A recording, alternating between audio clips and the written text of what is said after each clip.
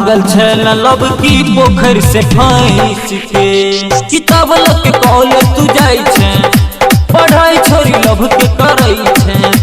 किताब लग के कॉलेज तू जाई छे पढ़ाई छोरी लब के करई छे।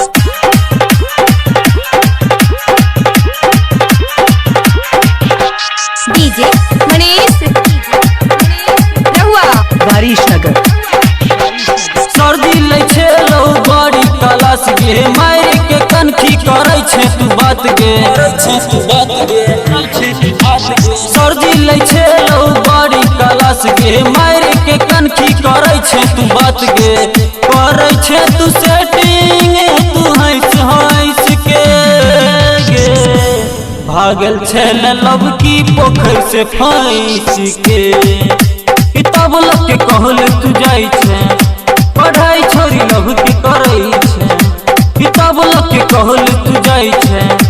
पढ़ाई छोरी लब के करई छे।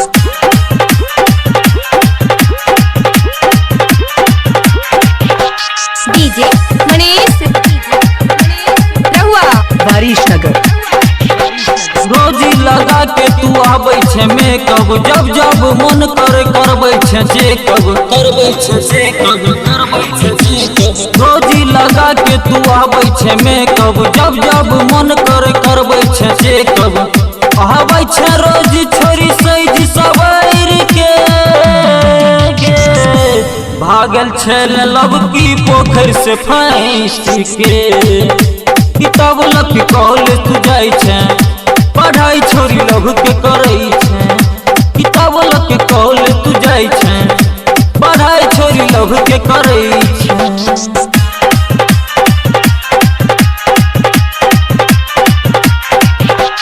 डीजे मनीष रहुआ वारिश नगर गायक चंदन के दिल गेला तोड़ गे याद आवे तोहर गिरे अखिया से लोर गे अखिया से लोर गे अखिया से लोर गे मुकेश पवन के दिल गेला तोड़ गे याद आवे तोहर गिरे अखिया से लोर गे मोर जेते चंदन फसरी लटक के भागल छे लब की पोखर से फंस के किताब लग के कॉलेज तू जाई छे पढ़ाई छोरी लब के करई छे किताब लग के कॉलेज तू जाई छे पढ़ाई छोरी लब के करई